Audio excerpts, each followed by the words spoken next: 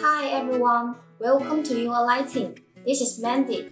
As you can see in our table, today I would like to introduce our conceal corners to you. And do you know how to use them? Now let me tell you. Take this conceal horizontal corner as an example. This horizontal corner is always used in the same flat, such as the ceiling. And for this corner, we always match 4 iron sheets to fix it in the check reel. And you can see this iron sheet.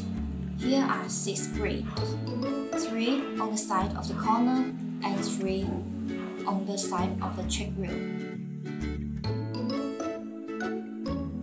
This is the finished corner. And we can also use the same way to fix this iron sheet into the check reel.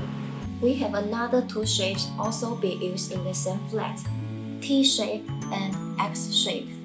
Beside this, we have another 2 corner types, conceal internal corner and external corner. They are always used in 2 flats, such as corner between 2 walls or the corner between the ceiling and the wall. That's all for today's sharing. Do you know how to use this corner now? If you still don't understand, you can leave us your contact information and we will have a further explanation for you. See you next time.